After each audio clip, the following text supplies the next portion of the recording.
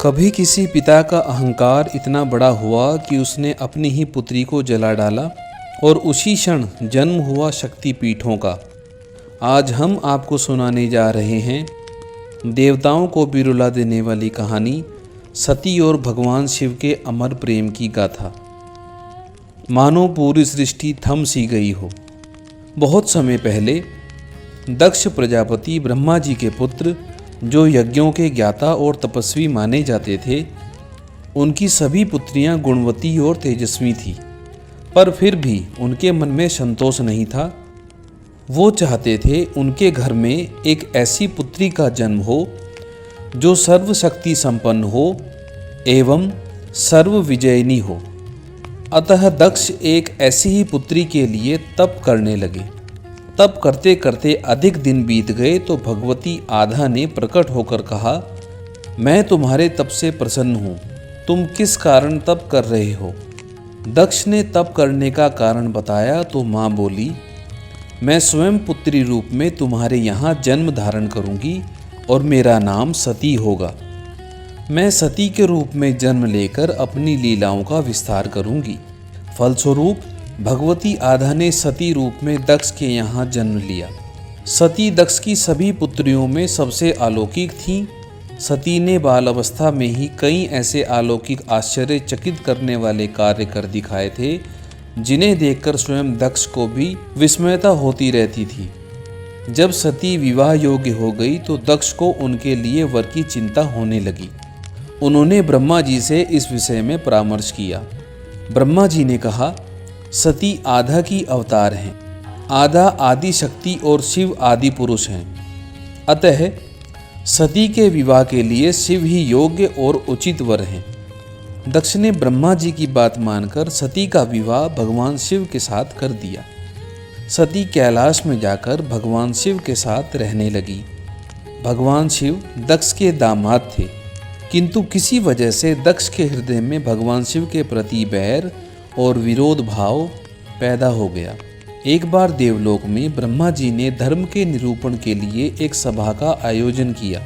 सभी बड़े बड़े देवता सभा में एकत्रित हुए। भगवान शिव भी इस सभा में बैठे थे। सभा मंडल में दक्ष का आगमन हुआ। दक्ष के आगमन पर सभी देवता उठकर खड़े हो गए, पर भगवान शिव खड़े नहीं हुए। उन्होंने दक्ष को प्रणाम भी नहीं किया। फलतः दक्ष ने अपमान का अनुभव किया। केवल यही नहीं, उनके हृदय में भगवान शिव के प्रति ईर्ष्या की आग जल उठी। वे उनसे बदला लेने के लिए समय और अवसर की प्रतीक्षा करने लगे। एक बार सती और शिव कैलाश पर्वत पर बैठे हुए परस्पर वार्तालाप कर रहे थे। उसी समय आकाश मार्ग से कई विमान कनखल की ओर जाते हुए दिखाई पड़े। सती ने उन विमानों को देखकर भगवान शिव से पूछा, प्रभु, ये सभी विमान किसके हैं और कहाँ जा रहे हैं?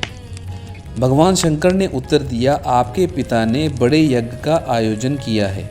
समस्त देवता और देवांगनाएं इन विमानों में बैठकर उसी यज्ञ में सम्मिलित होने जा रही हैं। इस पर सती ने दूसरा प्रश्न किया, क्या मेरे पिता ने आपको यज्ञ में सम्मिलित होने के लिए नहीं बुलाया? भगवान शंकर ने उत्तर दिया, आपके पिता मुझसे बैर रखते हैं, फिर वे मुझे क्यों बुलाने लगे? सती मन ही मन सोचने लगी, फिर बोली, यज्ञ के इस अवसर पर अवश्य मेरी सभी बहनें आएंगी। उनसे मिले हुए बहुत दिन हो गए हैं। यदि आपकी अनुमति हो तो मैं भी अपने पिता के घर जाना चाहती हूँ। यज्ञ में सम्मिलित हो लूँगी और बहनों से भी मिलने का अवसर मिलेगा। भगवान शिव ने उत्तर दिया, इस समय वहाँ जाना उचित नहीं होगा। आपके पिता मुझसे बैर रखते हैं, हो सकता है वे आपका भी अपमान करें।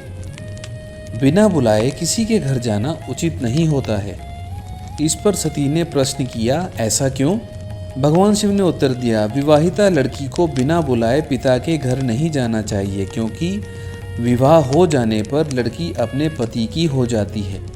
पिता के घर से उसका संबंध टूट जाता है।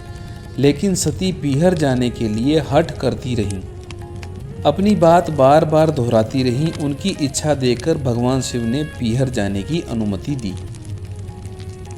उनके साथ अपना एक गण भी साथ में भेज दिया। उस गण का नाम वीरभद्र था। सती वीरभद्र के साथ अपने पिता के घर गईं।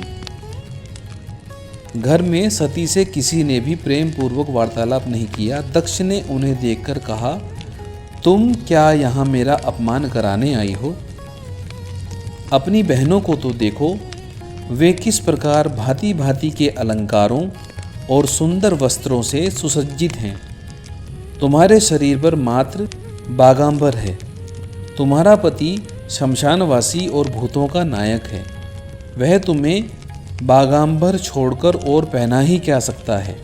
दक्ष के कथन से सती के हृदय में पश्चाताप का सागर उमड़ पड़ा। वे सोचने लगी, उन्होंने यहाँ आकर अच्छा नहीं किया। भगवान ठीक ही कह रहे थे, बिना बुलाए पिता के घर भी नहीं जाना चाहिए। पर अब क्या हो सकता है, मैं तो आ ही गई हूँ। पिता के कटु और अपमानजनक शब्द सुनकर भी सती मौन रही। वे उस यज्ञमंडल में गई जहाँ सभी देवता और ऋषि मुनि बैठे थे तथा यज्ञ कुंड में धू धू करती जलती हुई अग्नि में आहुतियाँ डाली जा रही थीं। सती ने यज्ञ मंडप में सभी देवताओं के तो भाग देखे, किंतु भगवान शिव का भाग नहीं देखा। वे भगवान शिव का भाग ना देखकर अपने पिता से बोली, पितृश्रेष्ठ, यज्ञ में तो सबके भाग दिखाई पड़ रहे हैं, किंतु कैलाशपति का भाग नहीं है। आपने उनका भाग क्यों नहीं रखा? दक्ष ने गर्व से उत्तर दिया, मैं तुम्हारे पति शिव को देवता नहीं समझता। वह तो भूतों का स्वामी, नग्न रहने वाला और हड्डियों की माला धारण करने वाला है। वह देवताओं की पंक्ति में बैठने योग्य नहीं है, उसे कौन भाग देगा? सती के नेत्र लाल हो उठे। उनका मुखमंडल प्रलय के सूर्य की भांति तेजोदीप्त हो उठा। उन्होंने पीड़ा से तिलमिलाते हुए कहा, मैं इन शब्दों को कैसे सुन रही हूँ? मुझे धिक्कार है। देवताओं, तुम्हें भी धिक्कार है। तुम भी उन कैलाशपति के लिए इन शब्दों को कैसे सुन रहे हो जो मंगल के प्रतीक हैं और जो क्षण मात्र में संपूर्ण सृष्टि को नष्ट करने की शक्ति रखते हैं। वे मेरे स्वामी हैं।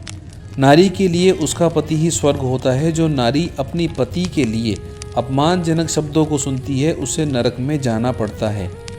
पृथ्वी सुनो, आकाश सुनो और देवताओं तुम भी सुनो। मेरे पिता ने मेरे स्वामी का अपमान किया है। मैं अब एक क्षण भी जीवित नहीं रहना चाहती। सती अपने कथन को समाप्त करती हुई यज्ञ के कुंड में कूद पड़ी। जलती हुई आहुतियों के साथ उनका शरीर भी जलने लगा। यज्ञ मंडप में खलबली पैदा हो गई, हाहाकार मच गया।